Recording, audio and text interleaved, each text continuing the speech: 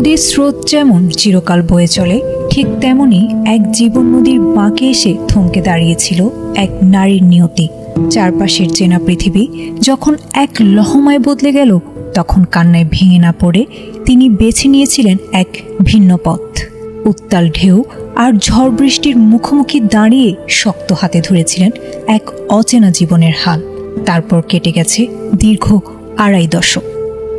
নদীর জল অনেক গড়িয়েছে, কিন্তু সেই চিরচেনার রূপান্তর আর অদম্য সাহসের গল্প এখনও প্রতিদিন নতুন করে লেখা হচ্ছে শরীয়তপুরের মেঘনার এক শান্ত শাখা নদীর বুকে।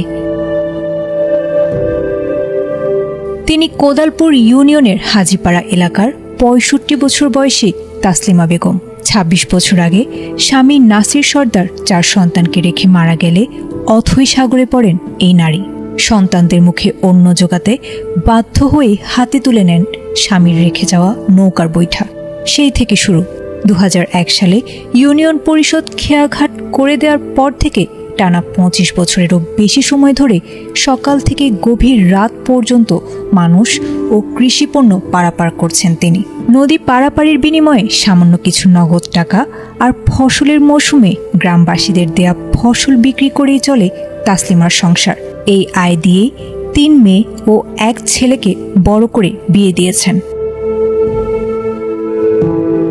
তবে ভাগ্যের নির্মম পরিহাস, 5 বছর আগে একমাত্র ছেলে আলী আকবর এক নৌ দুর্ঘটনায় পা হারিয়ে পঙ্গু হয়ে যান। ছেলের চিকিৎসার খরচ জোগাতে গিয়ে নিঃস্ব তাসলিমা ব্র্যাক এনজিও থেকে 1 লাখ টাকা ঋণ নিয়ে নতুন নৌকা বানিয়েছেন। প্রতি মাসে 10,000 টাকা কিস্তির দুশ্চিন্তায় এখন তার চোখে ঘুম নেই।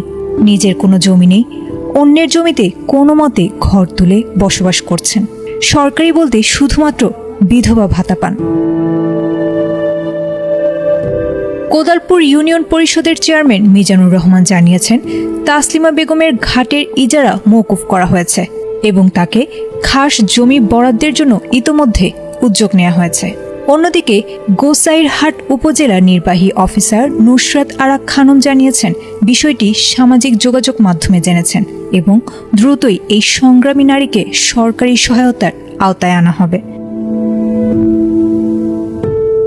ঋণের বোঝা আর বয়সের ভারে মহিয়সী তাসলিমা বেগম এখন ক্লান্ত। তবুও বেঁচে থাকার তাগিদে আর ঋণের কিস্তি শোধের চিন্তায় এখনও প্রতিদিন মেঘনার বুকে অবিরাম চলছে তার জরাজীর্ণ হাতের বৈঠা।